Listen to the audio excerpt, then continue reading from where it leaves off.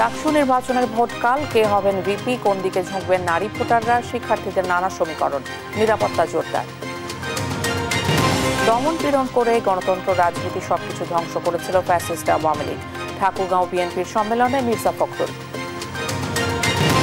জলবায়ু পরিবর্তনের ক্ষতির প্রভাব পড়ছে সবখানে, বললেন প্রেস সচিব। বিশ্ব দরবারে তুলে ধরতে না পারায় ক্ষতিপূরণ পাচ্ছে না দেশ।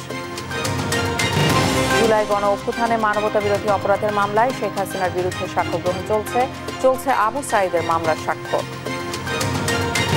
মেঘনার ভয়াল গ্রাসে ভোলার মাঝের চর, নিঃস্ব হাজারো পরিবার, চোখের সামনে নদী গর্ভে চলে যাচ্ছে বর্ষভিটা ফসলি জমি।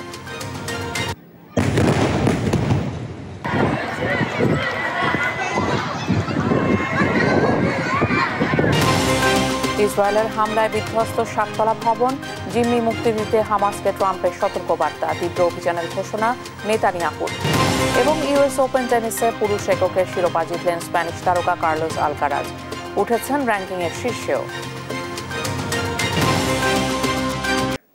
সংবাদ দুপুরে দেখছিলেন সংবাদ শিরোনাম, সঙ্গে আছি আমি শিকা আজিজ। ঢাকা বিশ্ববিদ্যালয় কেন্দ্রীয় ছাত্র সংসদ ডাকসু নির্বাচনকাল, উত্তাপ ছড়ানো এ নির্বাচনের প্রচারণায় শেষ দিন ছিল রবিবার। শেষ মুহূর্তে সামনে আসছে নানা সমীকরণ, বিরাজ করছে উৎসব মুখর পরিবেশ। রোববার মধ্যরাতে শুধু সাধারণ শিক্ষার্থীরাই নয়, বন্ধুদের সঙ্গে আড্ডায় মাতেন প্রার্থীরাও। হিমেলের রিপোর্ট। ঢাকা বিশ্ববিদ্যালয় কেন্দ্রীয় ছাত্র সংসদ নির্বাচন ডাকসুর রোববার শেষ দিনের প্রচারণা শেষে সন্ধ্যা থেকে মধ্যরাত পর্যন্ত ক্যাম্পাস ছিল আনন্দমুখর। ছোট ছোট জটলায় বসে কেউ করছেন খুশগল্প, কেউ গাইছেন গান।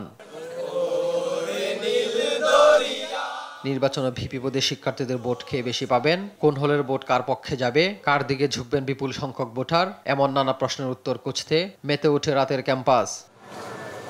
এ সময় যোগ্য প্রার্থীদের ভোট দিয়ে ছাত্র নেতৃত্ব নিশ্চিত করার আশা ব্যক্ত করেন শিক্ষার্থীরা। এই নির্বাচন জাতীয় নির্বাচনে প্রভাব পড়ার পাশাপাশি গণতন্ত্র জাগরণ হবে বলেও জানান তারা। বাংলাদেশে যে গণতন্ত্র ফিরে আসছে, এর চেয়ে বড় উদাহরণ আর কি হতে পারে। আমরা খুব একটা আনন্দময় পরিবেশের মাধ্যমে নির্বাচন করছি। যোগ্যতা দেখে, তারপর জনপ্রিয়তা দেখে কারে দেওয়া যায় ওটা সিলেক্ট করতেছি। ডাকসুর মাধ্যমে আমাদের যে গণতান্ত্রিক অধিকার ছাত্র হিসাবে, সে অধিকারটা আমরা প্রতিষ্ঠা করতে পারবো এবং পাশাপাশি যেহেতু গণতান্ত্রিক অধিকার প্রতিষ্ঠা হবে, অবশ্যই আমরা আশা রাখি গণতান্ত্রিক প্রতিষ্ঠা হওয়ার মাধ্যমেই সব অধিকারগুলোর প্রতিষ্ঠা রাখবে। শুধু সাধারণ শিক্ষার্থীরা নয়, বন্ধু ও সহপাঠীদের নিয়ে আড্ডায় মেতেছেন প্রার্থীরাও। আশা, সুষ্ঠু নির্বাচনের মাধ্যমে সম্পূর্ণ হবে বহুল প্রতীক্ষিত ডাকসু নির্বাচন। যে অসমের সংখ্যা যতই আসুক না কেন, যেহেতু আর একটা দিন আছে, এর মধ্যে দিয়ে আমরা একটি অবাধ, সুষ্ঠু এবং নিরপেক্ষ নির্বাচন দেখতে পাবো এবং শিক্ষার্থীরা, ঢাকা বিশ্ববিদ্যালয়ের শিক্ষার্থীরা যোগ্য প্রার্থীকে মূল্যায়ন করে।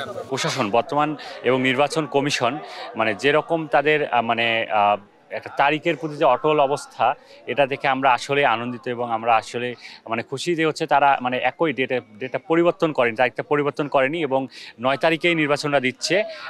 এরপর আর আমাদের মনে হয় আসলে তারা আমাদের নির্বাচনের মধ্যে কোনো ধরনের ত্রুটি রাখবে না। আমরা চাই 100% ফেয়ার নির্বাচন হোক এবং ফলাফল হোক, যে যাই জিতুক, বিশ্ববিদ্যালয়ে এইখানে সবাই যোগ্যতার ভিত্তিতে জিতবে, সবার ভোটের ভিত্তিতে জিতবে। 9 সেপ্টেম্বর ডাকসু নির্বাচনকে ঘিরে নিরাপত্তার স্বার্থে কাজ করছে আইন শৃঙ্খলা বাহিনী। ভোট গ্রহণ থেকে ফলাফল ঘোষণা পর্যন্ত সৌহার্দ্য সম্প্রীতির পরিবেশ বজায় থাকবে, এমনটাই প্রত্যাশা শিক্ষার্থীদের। হিমেল, দেশ টিভি, ঢাকা। ডাকসু নির্বাচনের সবশেষ তথ্য জানাতে ঢাকা বিশ্ববিদ্যালয় থেকে যুক্ত হচ্ছেন সহকর্মী আলিমুজ্জামান সাফওয়ান, ভোট গ্রহণের প্রস্তুতি কেমন দেখছেন, আর ভোট কেন্দ্র ও নিরাপত্তা ব্যবস্থা নিয়ে কি তথ্য রয়েছে আপনার কাছে, বিস্তারিত জানাবেন। ইশিকা, গতকাল রাতে কিন্তু ডাকসুর আনুষ্ঠানিক নির্বাচনের যে প্রচারণা সেটি শেষ হয়েছে এবং আজকে সকাল থেকে কিন্তু বিশ্ববিদ্যালয় প্রশাসন সর্বোচ্চ গুরুত্ব দিচ্ছে সার্বিক নিরাপত্তা ব্যবস্থায়। এবং আপনারা জানেন যে বিশ্ববিদ্যালয়ে 7টি প্রবেশপথ রয়েছে ঢাকা বিশ্ববিদ্যালয়ে, সেখানে কিন্তু নিরাপত্তা বেশ ব্যাপকভাবে জোরদার করেছে ঢাকা মেট্রোপলিটন পুলিশ এবং ডিএমপির ঊর্ধ্বতন কর্মকর্তারা এই মুহূর্তে ঢাকা বিশ্ববিদ্যালয়ে উপস্থিত আছেন এবং এই টিএসসি সংলগ্ন যে জায়গাটি রয়েছে সেখানে কিন্তু তাদের পুলিশ কন্ট্রোল রুম ইতিমধ্যে স্থাপন করা হয়েছে এবং আজকে সকাল থেকে তারা তাদের যে নিজস্ব ফোর্স দ্বারা পুরো চারদিকে তাদের নিরাপত্তা ব্যবস্থা সেটি তারা নিয়েছে এবং সেটি কিন্তু নির্বাচন শেষ না হওয়া পর্যন্ত কিন্তু একই সাথে জারি থাকবে। এছাড়া কিন্তু ভোট সুষ্ঠু গ্রহণে প্রশাসনের পক্ষ থেকেও তাদেরকে সার্বিক দিক নির্দেশনা বা সাহায্য সহযোগিতা করা হচ্ছে এবং প্রশাসন কিন্তু আশ্বস্ত করেছে ইতিমধ্যে যে কোনো জাল ভোটের সুযোগ এই ডাকসু নির্বাচনে থাকছে না। অর্থাৎ কেউ যদি আসলে চিহ্নিত হয় যে তিনি আসলে ভোটার নন, তাকে কিন্তু পুলিশে সোপর্দ করা হবে, এমনটি কিন্তু জানিয়েছেন। যেহেতু আজকে প্রচারণার কোনো সুযোগ নেই, সেক্ষেত্রে প্রার্থীরাও কিন্তু আসলে অনেকটা নিজেদের মতো করে অবস্থান করছে, তাদেরকে ক্যাম্পাসে কিন্তু এখন পর্যন্ত দেখা যায়নি। তো আমরা ভোট কেন্দ্রগুলো আসলে পর্যবেক্ষণ করছি যে সেখানে কোনো ধরনের বিশৃঙ্খলা আছে কিনা। এখন পর্যন্ত আমরা এমন কোনো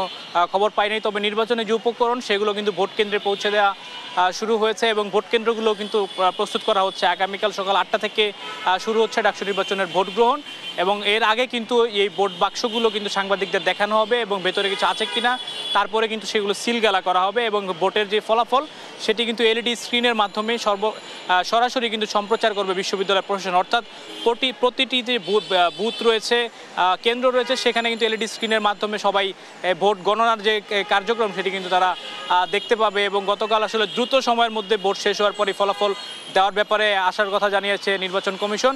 আর এছাড়া যারা আসলে ভোটের লাইনে থাকবে তারা সবাই আসলে ভোট দিতে পারবে, এমনটি কিন্তু তারা জানিয়েছে।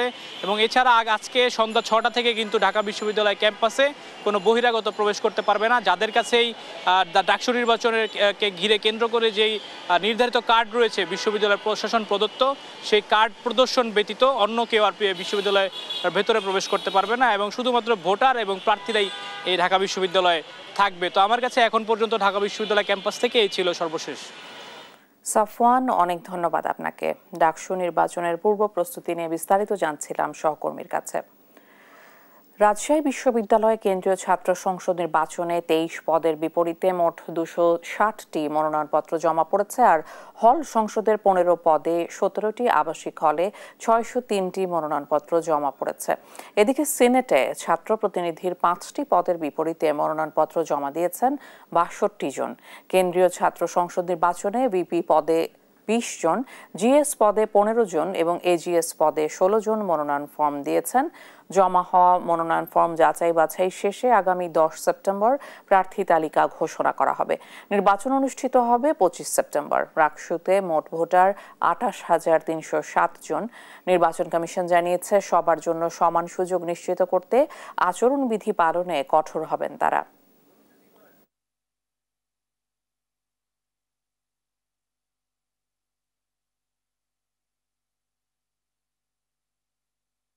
ডাকসু নির্বাচন ঘিরে চলছে প্রচারণা। এ নিয়ে বিস্তারিত জানাতে যুক্ত হচ্ছেন সহকর্মী দেওয়ান ইমন। ইমন, কতটি প্যানেলে কতজন প্রার্থী অংশ নিচ্ছেন, বিস্তারিত জানাবেন।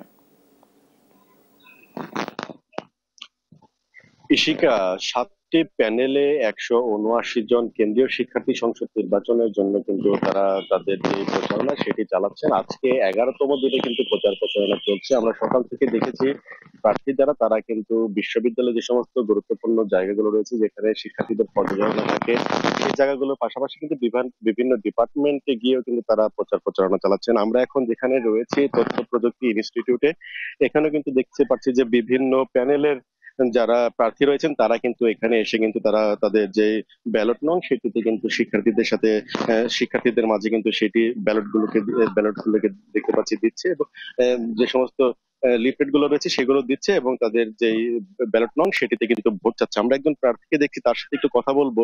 বর্তমানে নির্বাচন নিয়ে বিশ্ববিদ্যালয়ের যে সার্বিক পরিস্থিতি সেটি কেমন দেখছেন, কোনো অভিযোগ আছে কিনা? জি, আসলে নির্বাচন নিয়ে জাহাঙ্গীরনগর বিশ্ববিদ্যালয়ে একটু উৎসবমুখর পরিবেশ বিরাজ করছে। তবে কয়েকটা সংখ্যার জায়গা আমরা দেখছি, বিশেষ করে সাবেক শিক্ষার্থীরা বর্তমানে বিভিন্ন দলের হয়ে বা বিভিন্ন প্যানেলের হয়ে ক্যাম্পাসে প্রচারণা চালাচ্ছে, যা আসলে নির্বাচনের আচরণবিধি যেমন লঙ্ঘন, পাশাপাশি নির্বাচনের যে সুষ্ঠু পরিবেশ সেই পরিবেশ রক্ষায় অনেকটা হুমকি মনে করছি। আশা করি নির্বাচন কমিশনার এবং ক্যাম্পাস প্রশাসন এ বিষয়ে উদ্যোগ নেবে। পাশাপাশি অনেককে দেখা যাচ্ছে আচরণবিধি লঙ্ঘন করে অনেকে বিভিন্ন উপঢৌকন দিচ্ছে, নাস্তা করাচ্ছে, খাওয়া দাওয়া করাচ্ছে এবং হলগুলোতে বিরিয়ানি পার্টি চলছে। এই বিষয়ে আমরা আসলে তাদেরকে ধিক্কার জানাই, কারণ ফ্যাসিবাদ বাংলাদেশে আচরণ কারো কাছে কাম্য না। আর জাহাঙ্গীরনগর বিশ্ববিদ্যালয়ের মতো একটি বড় বিশ্ববিদ্যালয় মেধাবীদের যদি এক প্লেট বিরিয়ানি দিকে কিনতে চায় তাহলে আসলে তা আসলে দেশের জন্যই বিষয় বলে মনে করছি। ধন্যবাদ আপনাকে। যে বিভিন্ন অভিযোগ কিন্তু দিচ্ছেন যারা প্রার্থী রয়েছেন তারা। কিছুক্ষণ আগে আমরা ছাত্র দলের যিনি বিজু প্রার্থী রয়েছে তার সাথে কথা বলছিলাম। তিনি যেমন বলেছিলেন যে নিষিদ্ধ ছাত্র যারা ছিল বিগত দিনে মামলা বিভিন্ন প্রার্থী হয়ে প্রচারণা চালাচ্ছে। তো এই ছিল আমার কাছে জাহাঙ্গীরনগর বিশ্ববিদ্যালয়ের জাতীয় নির্বাচনের সর্বশেষ বিষয়টা। ইমন, অনেক ধন্যবাদ আপনাকে। জাকসু নির্বাচনের প্রচারণা নিয়ে বিস্তারিত জানছিলাম সহকর্মীর কাছে। এদিকে রাকসু নির্বাচনে মনোনয়নপত্র যাচাই বাছাই চলছে, নিয়ে বিস্তারিত জানাতে যুক্ত হচ্ছেন সহকর্মী কাজী শাহেদ। শাহেদ, বাছাই পর্ব শেষ হবে কখন, বিস্তারিত জানাবেন। ধন্যবাদ ইশিকা। আজকে এবং আগামীকাল দুদিন মনোনয়নপত্র বাছাই কার্যক্রম চলবে। তার আগেই বড় যে ছাত্র সংগঠনগুলি আছে তারা বিভিন্ন প্যানেল ঘোষণা করেছে। সেই প্যানেলের যারা প্রার্থী তারা যেহেতু এখনো আনুষ্ঠানিকভাবে প্রচারণায় নামতে পারেনি, তবে বিভিন্ন কুশলাদি বিনিময় করছেন এবং যেহেতু উত্তপ্ত পরিবেশ এবং শেষ মুহূর্তে কিছুটা উৎসবের পরিবেশে কিন্তু মনোনয়ন ফর্ম জমা হয়েছে। তো রাকসু এক ধরনের উৎসবের আমেজে হবে এটা প্রত্যাশা করছেন সাধারণ ভোটাররা। আমরা একটু কথা বলতে চাই ছাত্রদলের প্যানেল থেকে ঘোষিত যে ভিপি প্রার্থী আবিরের সঙ্গে। আপনার কাছে একটু জানতে চাই পরিবেশ এখন কেমন দেখছেন? পরিবেশ আগামীকালকে আমরা তো মনোনয়ন জমা দিলাম জানেন, আমরা কথা বলছি এখনো, যেহেতু আমরা আনুষ্ঠানিকভাবে প্রচারণা নামতে পারছি না, তবে আমরা সাধারণ শিক্ষার্থীদের সাথে কুশলাদি বিনিময় করছি। আমরা ব্যাপক সাড়া পাচ্ছি, ব্যাপক ভালোবাসা পাচ্ছি, বিশেষ করে যে যাদের জন্য আমরা লড়াই করলাম শেষ পর্যন্ত 24-25 সেশন অর্থাৎ প্রথম বর্ষ, তারা আমাদের খুবই ভালোবাসা দিচ্ছে। এবং আপনি দেখবেন যে আমাদের প্যানেলের আপনারা বিশ্লেষণ করলে দেখতে পাবেন আমাদের প্যানেলের একদম একটা ইনক্লুসিভ প্যানেল। আমাদের যেমন বাংলাদেশ জাতীয় মহিলা ফুটবল দলের খেলোয়াড় আমাদের প্যানেলে আছে রাজশাহী বিশ্ববিদ্যালয় ফুটবল টিমের গোলকিপার, আমাদের প্যানেলে আছে আগামী মাসে যে বাংলাদেশের প্রতিনিধিত্ব করবে সাউথ এশিয়ান ইউথ ইন বয়েসে, এরকম আছে। তো আমাদের যে প্যানেল ছাত্রদল নিয়ে সবসময় জানেন আপনারা একটা মিডিয়া ট্রায়ালের একটা শিকার হই আমরা। তো কালকেও একটা গোষ্ঠী ছাত্রদলকে নিয়ে একটা চক্রান্ত করছিল, কিন্তু আমাদের প্যানেল ঘোষণা হওয়ার পর সাধারণ শিক্ষার্থীদের যে ভালোবাসা, সেই ভালোবাসায় সেই চক্রান্ত বানের জলের মতো ভেসে গিয়েছে। তো সাধারণ শিক্ষার্থীদের ভালোবাসায় আমরা ইনশাল্লাহ পূর্ণাঙ্গ প্যানেলে নিরঙ্কুশ জয়লাভ করবো, এটা আমরা আশাবাদী। ধন্যবাদ আবির আপনাকে। আমরা কথা বলছিলাম ইশিকা ছাত্রদলের ভিপি প্রার্থীর সঙ্গে। ইতিমধ্যে আমরা যেটুকু জেনেছি যে সিনেট এবং কেন্দ্রীয় সংসদে 322 জন এবং হল সংসদে 603 জন প্রার্থী তাদের মনোনয়নপত্র জমা দিয়েছেন। আজ এবং আগামীকাল বাছাই প্রক্রিয়া চলবে। তো এই ছিল রাজশাহী থেকে আমার কাছে রাকসু নিয়ে সর্বশেষ ফিরছি স্টুডিওতে। শাহেদ, অনেক ধন্যবাদ আপনাকে। রাকসু নির্বাচন নিয়ে বিস্তারিত জানছিলাম সহকর্মীর কাছে। দর্শক প্রেস ক্লাবে কথা বলছেন জয়নাল আবদিন ফারুক, সরাসরি যাচ্ছি সেখানে। তারেক রহমানের মধ্যে বিশ্বাস আস্থা রাখেন, ইনশাআল্লাহ বাংলাদেশে আমরা চলে যাব। তরুণ সমাজের দুর্দান্ত সাহস দিয়ে তারা এগিয়ে বাংলাদেশে স্মার্ট করবে। সবাইকে ধন্যবাদ। আসসালামু আলাইকুম। পতিত ফ্যাসিস্ট আওয়ামী লীগ নির্মম নির্যাতন চালিয়ে গণতন্ত্র, রাজনীতি, অর্থনীতি সবকিছু ধ্বংস এবং মানুষের সব অধিকার কেড়ে নিয়েছিল বলে জানিয়েছেন বিএনপি মহাসচিব মির্জা ফখরুল ইসলাম আলমগীর। সোমবার ঠাকুরগাঁও জেলা বিএনপির দ্বিবার্ষিক সম্মেলনে একথা বলেন তিনি। জানান, ফ্যাসিস্ট আওয়ামী লীগ বিগত সময়ে ঠাকুরগাঁওয়ে 75টি মামলায় 7,500 মানুষকে আসামি করে নির্যাতন করেছে। হত্যা করা হয়েছে 12 জনকে। তারেক রহমানের নেতৃত্বে গণতন্ত্রকে আরও শক্তিশালী করা হবে জানিয়ে সমৃদ্ধ ঠাকুরগাঁও গড়তে সবাইকে সহায়তার আহ্বান জানান তিনি।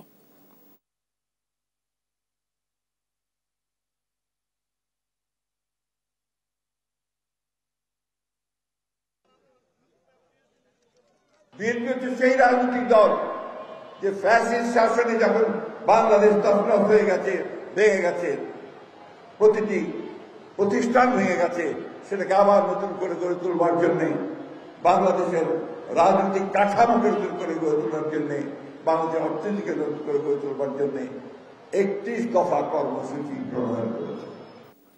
ঠাকুরগাঁও জেলা শাখার দ্বিবার্ষিক সম্মেলন অনুষ্ঠিত হচ্ছে। এ বিষয়ে বিস্তারিত আরও জানাতে যুক্ত হচ্ছেন সহকর্মী শাকিল আহমেদ।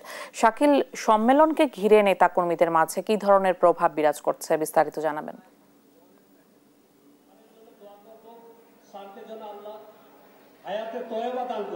ধন্যবাদ।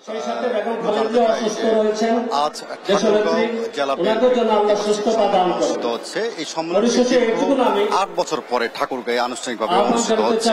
সকাল থেকে আমরা লক্ষ্য করছি যে এই সম্মেলনকে ঘিরে ঠাকুরগাঁও জেলা বিএনপির ব্যাপক আয়োজন করা হয়েছে। কিছুক্ষণ আগে এখানে দ্বিতীয় সম্মেলনের উদ্বোধন করলেন বিএনপির মহাসচিব মির্জা ফখরুল ইসলাম আলমগীর। এই মুহূর্তে এখানে আলোচনা সভা চলছে এবং আমি যদি বলি যে আমরা লক্ষ্য করেছি সকাল থেকে দলে দলে বিএনপি এবং তার তার অঙ্গ সংগঠনের নেতাকর্মীরা সভাস্থলে এসে উপস্থিত হয়েছে এবং ঠিক ভোটের আগ মুহূর্তে ঠাকুরগাঁও জেলা বিএনপির দ্বিবার্ষিক সম্মেলন অনেকটা গুরুত্বপূর্ণ বলে মনে করছেন স্থানীয় নেতাকর্মীরা।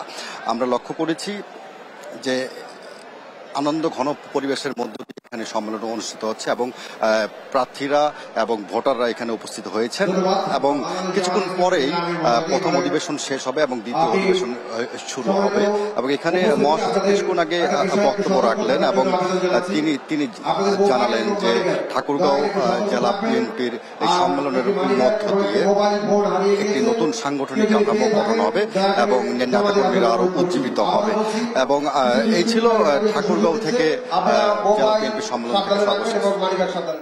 শাকিল, ধন্যবাদ আপনাকে। ঠাকুরগাঁও দ্বিবার্ষিক সম্মেলন নিয়ে বিস্তারিত জানছিলাম সহকর্মীর কাছে। দুর্যোগ মোকাবেলায় জলবায়ু ফান্ড থেকে $5 বিলিয়ন আনার চেষ্টা চলছে বলে জানিয়েছেন অর্থ উপদেষ্টা ডক্টর সালেহুদ্দিন আহমেদ। আর জলবায়ু পরিবর্তনের ক্ষতিকর প্রভাব সবখানে পড়ছে বলে মনে করেন প্রধান উপদেষ্টার প্রেস সচিব শফিকুল ইসলাম। ইউসুফ ভূঁইয়ার প্রতিবেদন, জানাচ্ছেন এনআই নাহিদ। সোমবার সকালে রাজধানীর আগারগাঁওয়ে পিকেএসএফ ভবনে আয়োজন করা হয় গণমাধ্যম সাংবাদিকদের জন্য নেভিগেশন জলবায়ু অর্থায়ন শীর্ষক কর্মশালা। উদ্বোধন অনুষ্ঠানে বক্তারা বলেন, জলবায়ু পরিবর্তন বর্তমান শতাব্দীর সবচেয়ে বিপজ্জনক অবস্থায় আছে, তাই দেশে বিদেশে সবাইকে আরও সচেতন হতে হবে। দেশের পক্ষে একদিকে যেমন বাংলাদেশের ভয়েস তুলে ধরতে চাই, আরেকদিকে আমাদের প্রয়োজন অনুযায়ী সারা বিশ্বের সঙ্গে তাল মিলিয়ে চলতে চাই। প্রধান উপদেষ্টার প্রেস সচিব শফিকুল আলম বলেন, জলবায়ু পরিবর্তনের কারণে বাংলাদেশ বেশি ক্ষতিগ্রস্ত হলেও আন্তর্জাতিকভাবে তেমন প্রচার পাচ্ছে না। এ কারণে জলবায়ু ফান্ড পেতে পিছিয়ে বাংলাদেশ। এটা যাতে আমরা বড় রকমের কেস বিল্ড আপ করতে পারি এবং আমাদের যে আমরা যেভাবে এক্সপোজ হচ্ছি সেই নিউজগুলো যত পুরো ইন্টারন্যাশনাল অ্যাটেনশন ড্র করতে পারে, সেটার জন্যই আজকে এই প্রোগ্রামটার আয়োজন। আর অর্থ উপদেষ্টা বলেন, জলবায়ু ক্ষতিগ্রস্ত দেশ হিসেবে প্রতিশ্রুত বৈশ্বিক সহায়তা আসছে না, তাই অন্যের আশায় বসে না থেকে সামর্থ্য অনুযায়ী কাজ করতে হবে। তবে ইন্টারন্যাশনাল আমি যতটুকু আমরা মনে করি যে সাহায্য সহায়তা ধরে সেটা আসছে না। একটা বলে হিসাব করা $30 বিলিয়ন বোধহয় দরকার না, 29 বিলিয়ন বোধহয় দরকার বাংলাদেশে। $30 বিলিয়ন আমাদের 1-1.5 বিলিয়ন IMF থেকে আনতে আমাদের জান বেড়ে যায়।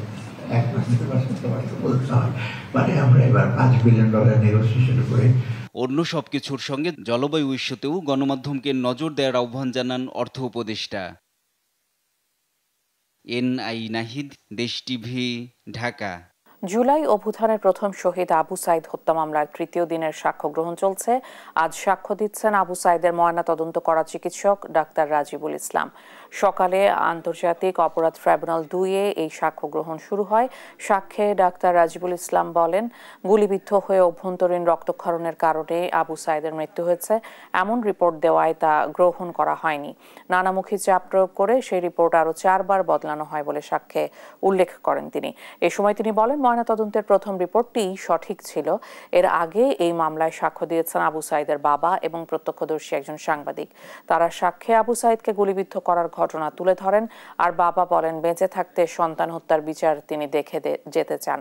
এদিকে আন্তর্জাতিক অপরাধ ট্রাইব্যুনাল 1-এ চলছে শেখ হাসিনা, আসাদুজ্জামান খান কামাল ও চৌধুরী আবদুল্লাহ আল মামুনের বিরুদ্ধে 13তম দিনের সাক্ষ্য গ্রহণ। এর আগে এই মামলায় রাজসাক্ষী চৌধুরী মামুন সহ সাক্ষ্য দিয়েছেন 36 জন।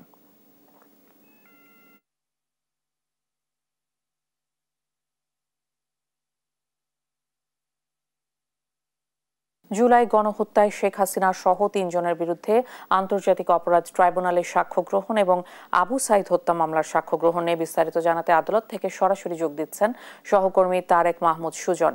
সুজন, মামলা দুটির সাক্ষ্য গ্রহণ শুরু হয়েছে কিনা বিস্তারিত জানাবেন। এই মুহূর্তে আছে আন্তর্জাতিক অপরাধ ট্রাইব্যুনাল আদালতের ঠিক সামনেই। আপনি যেমনটি জানেন, আজকে কিন্তু জুলাই আগস্ট মানবতা বিরোধী অপরাধের দায়ে যে মামলা হয়েছে সাবেক প্রধানমন্ত্রী শেখ হাসিনা এবং স্বরাষ্ট্রমন্ত্রী আসাদুজ্জামান কামাল এবং সাবেক আইজিপি চৌধুরী আব্দুল্লাহ মামুন, এই 3 জনের বিরুদ্ধে যে মামলাটি হচ্ছে সেই মামলাটির আজকে 13তম দিনের মতো সাক্ষ্য গ্রহণ চলছে।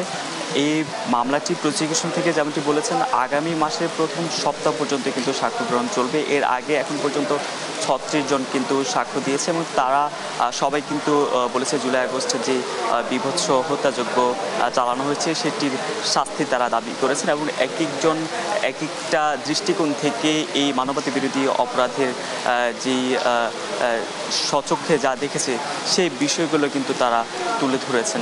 এই মুহূর্তে কিন্তু সাক্ষ্য গ্রহণ চলছে এবং চৌধুরী আব্দুল্লাহ মামুন, যিনি এই মামলার 3 নম্বর আসামি ছিলেন এবং এখন তিনি রাজসাক্ষী, তাকেও কিন্তু আজকে তোলা হয়েছে এবং আজ হয়তো আবারও তাকে জেরা করা হবে। একই সঙ্গে গণঅভ্যুত্থানের প্রথম শহীদ রংপুর বেগম রোকেয়া বিশ্ববিদ্যালয়ের যে শিক্ষার্থী আবু সাঈদ হত্যা মামলার যেই সাক্ষ্য সেটিও কিন্তু ট্রাইব্যুনাল 2-এ চলছে এবং সেখানে আবু সাঈদ হত্যার পরে তার যে ময়নাতদন্ত করেছিলেন যে ডাক্তার রাজিবুল ইসলাম, তিনি কিন্তু আজকে উপস্থিত রয়েছেন এবং তিনি যেমনটি বলেছেন প্রথম তিনি যে রিপোর্টটি দিয়েছেন গুলিবিদ্ধ হয়ে তিনি মারা যাওয়ার যে রিপোর্টটি, সেই রিপোর্টটি 4 বার পরিবর্তন করা হয়েছিল এবং তিনি কিন্তু তার পক্ষে যেমনটি বলছেন প্রথম যে রিপোর্টটি অর্থাৎ গুলিবিদ্ধ হয়ে আবু সাঈদ মারা গিয়েছেন সেই কথাটি কিন্তু তিনি আবারও বলছেন এবং সেটি সঠিক এমনটি কিন্তু তিনি বলছেন। তো এখনও সাক্ষ্য গ্রহণ চলছে, এরপরে প্রসিকিউশন টিম এসে আজকের বিষয়ে বিস্তারিত আমাদেরকে জানাবেন।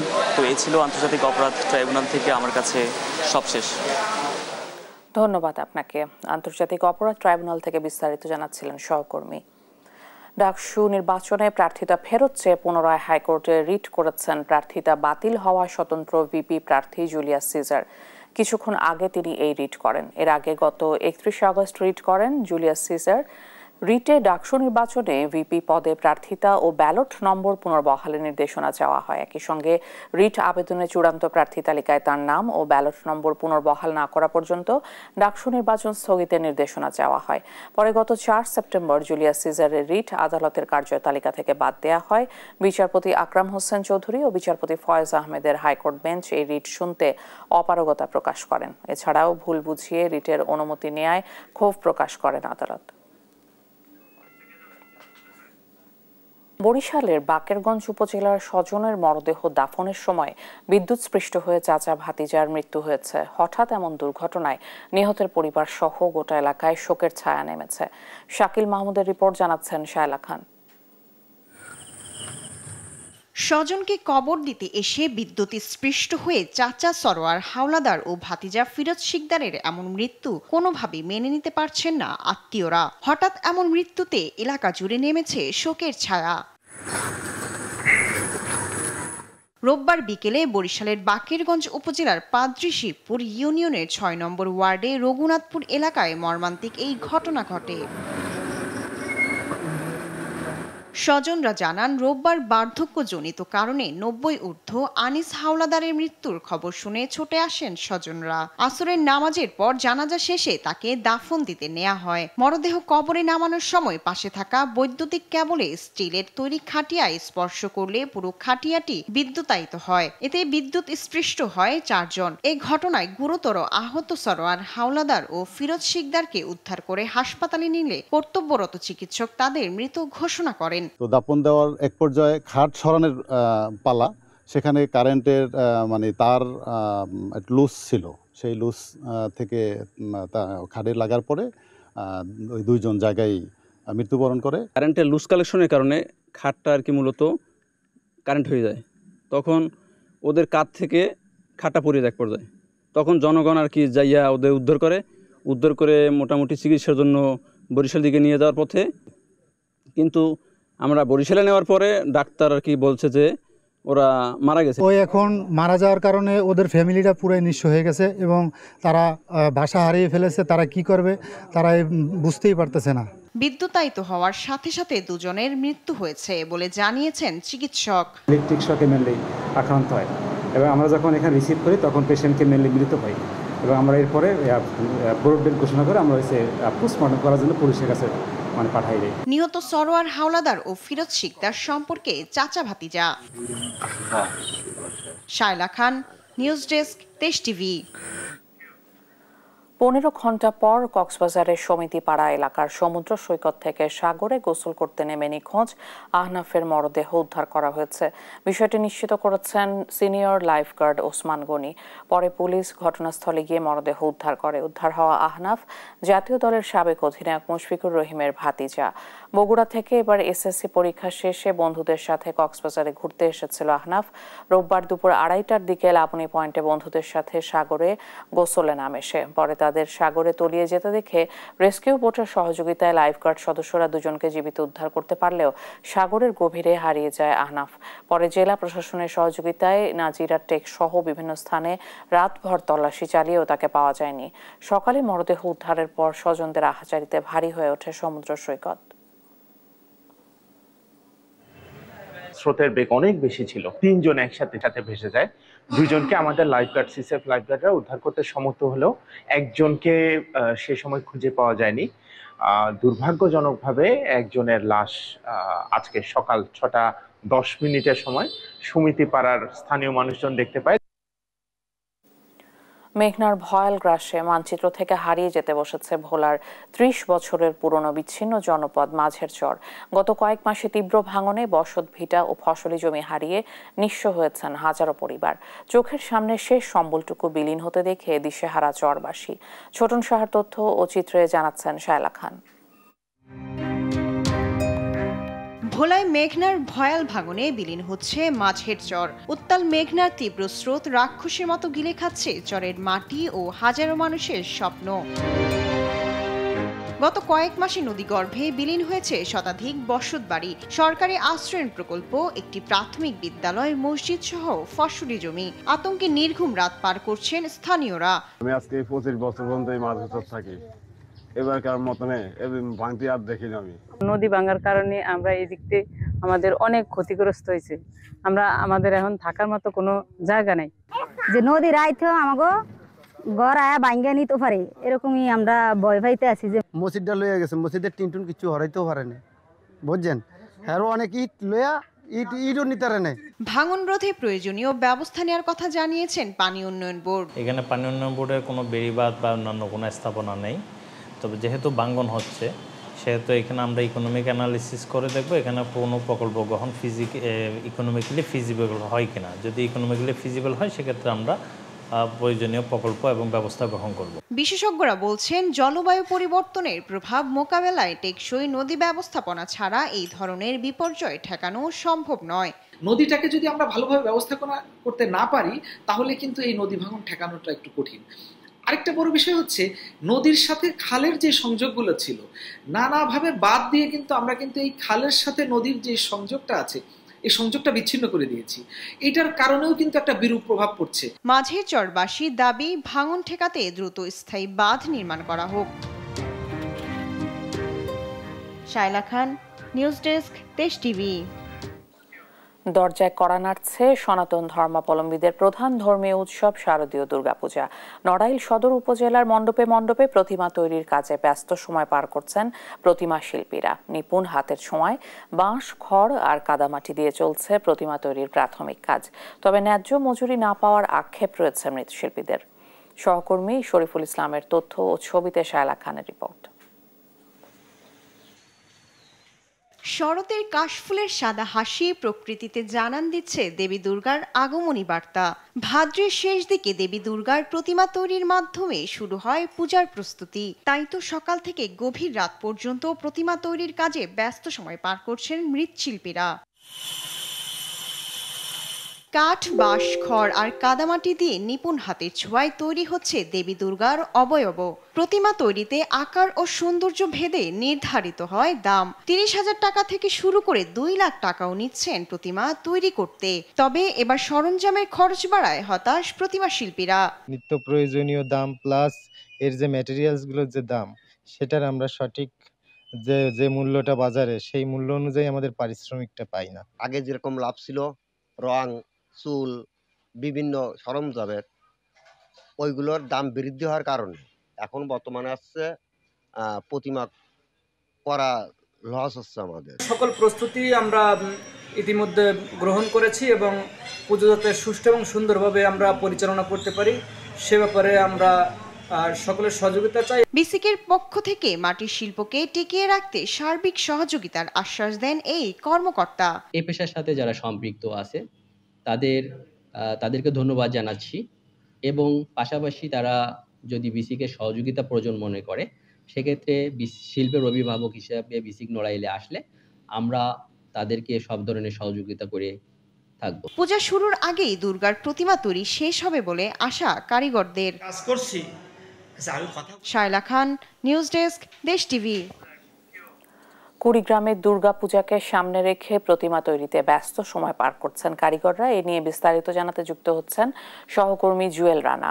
জুয়েল, প্রতিমার দাম আগের তুলনায় কমেছে নাকি বেড়েছে, বিস্তারিত জানাবেন। ঈশিতা, এবছর কুড়িগ্রামের 9 উপজেলায় প্রায় 500টি মণ্ডপে দুর্গাপূজা আসলে অনুষ্ঠিত হবার কথা রয়েছে। এই দুর্গাপূজাকে কেন্দ্র করে কিন্তু যারা প্রতিমা তৈরির যারা শিল্পী রয়েছে তারা কিন্তু ব্যস্ত সময় পার করছে। আমরা সকাল থেকে বিভিন্ন আসলে পূজা তৈরির যে কারখানাগুলো রয়েছে আমরা ঘুরে দেখেছি, তারা কিন্তু আসলে ব্যস্ত সময় পার করছেন এবং তাদের যে পরিবার পরিজন তারা কিন্তু সবাই মানে উঠে পড়ে লেগেছে এই প্রতিমা তৈরিতে। এছাড়াও একটি তথ্য আপনাকে জানিয়ে রাখি, আমি যারা কারিগর রয়েছে প্রতিমা তৈরি আমি তাদের সঙ্গে কথা বলেছি। তারা বলছেন যে এবছর কিন্তু দুর্গাপূজার প্রচুর চাহিদা। তারা বলছেন যে কি কারণে যে এবারে এত চাহিদা তারা বুঝতে পারছেন না। তারা বলছেন সব মিলে তারা মানে ভালোই দেখছেন যে অনেক চাহিদা থাকার কারণে, কিন্তু তারা বলছেন যে তাদের যেখানে প্রতিমা তৈরির কারখানাগুলো রয়েছে তারা বলছেন যে এখানে যদি নিরাপত্তা জোরদার করা হয় সেক্ষেত্রে কিন্তু তারা বলছেন যে তারা স্বাচ্ছন্দ্য বোধে আসলে তাদের যে কাজ সেটি কিন্তু করতে পারবেন। আমরা এই মুহূর্তে একজন রয়েছেন কারিগর, প্রতিমা শিল্পের কারিগর। আমরা একটু যদি জানতে চাই আসলে এবার কেমন চাহিদা দেখছেন, এবার কেমন দাম প্রতিটা পূজার, একটু বলবেন। এবার মোটামুটি চাহিদা ভালো, কিন্তু প্রতিমা আমরা খুলেইতে পারছি না, খুব চাহিদা। আমাদের এখানে আমরা খুব কষ্টের সহিত কাজ করতেছি। আমরা মনে করেন আমার বাড়ি 21-22 কিলো দূরে, ওখান থেকে আসি এখানে সাইলা করি আমরা প্রতিমার কাজ করতেছি। কিন্তু এখানে আমরা যে কাজ করতেছি খুব কষ্টের সহিত কাজ করতেছি, কারণ এখানে কোনো প্রশাসন এখনো পাই নাই, চৌকিদার পাই নাই।